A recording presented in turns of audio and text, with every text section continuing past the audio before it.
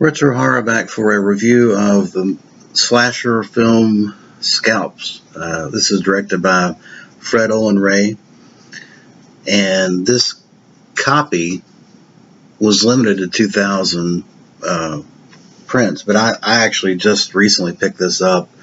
I don't think it's done very well, and I think you can still pick it up really if you're interested. It's a film that was one of Fred Olen Ray's early schlock films, and made in 1983. It was obviously trying to cash in on the success of Friday the 13th and Halloween and Nightmare on Elm Street, and it was done on a shoestring budget. Apparently, Fred Olen Ray was basically broke at the point of time when he made this film. The Blu Ray's got a commentary with Fred Olen Ray, which is very engaging. He doesn't stop talking. It's got a 20-minute making of featurette, and then it's got a fan film of 20 minutes, which was terrible. I mean, I couldn't even sit through it. But it's a good release. The problem with it is it's a horrible print. I mean, I guess they did the best they could with what they had to work with, but it looks really bad. The first 10 minutes has all kinds of speckling and lines in it, and there's a lot of the footage, the uncut, uncensored footage, is almost unwatchable. There's a rape scene. I guess they got it from a VHS copy that's practically unwatchable. So it is not a good copy, and it's probably one of the reasons why it hasn't sold very well. But conversely, I mean, what are you going to do with a low-budget slasher film from 1983? I mean, this is probably the best you're going to get. Let me move on to the cheesy drive-in totals here. So in the first 5 seconds of the film, even before you get to the credits, you got a decapitation. And I think the strategy was that you show a gruesome, gory scene from the end of the film right at the beginning to kind of hook people in. I think that was the premise behind it. Then you've got an old man who decides to cut his own throat, and this is before the opening credits. You've got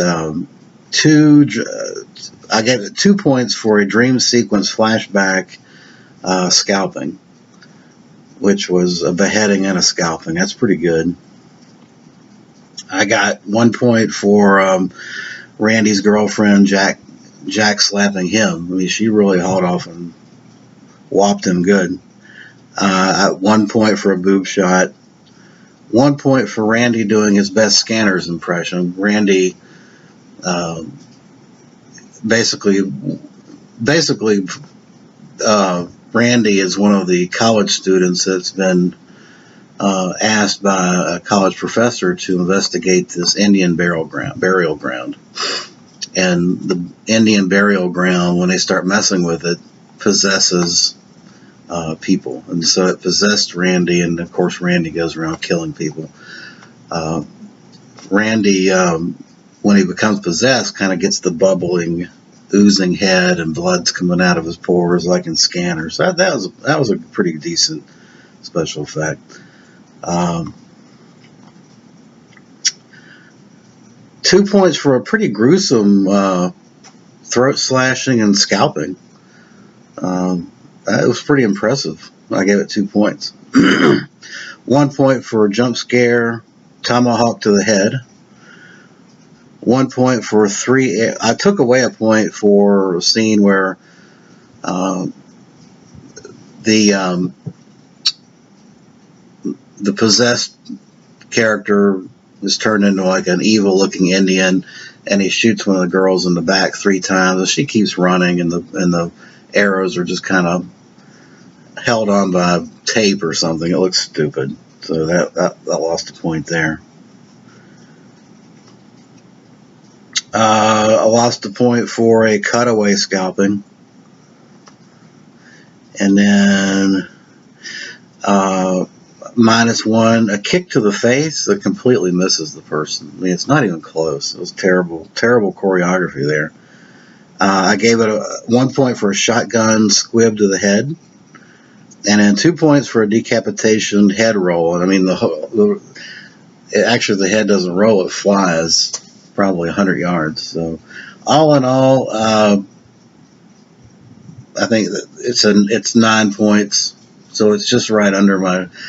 I think right under my criteria for slasherdom classic stuff. It's kind of a missed opportunity. I'm not going to criticize it too much because it was an early Fred Olen Ray film, but the problem is it just takes too long to get going. I mean, you're kind of 45 minutes into this thing before they even get settled at the burial ground.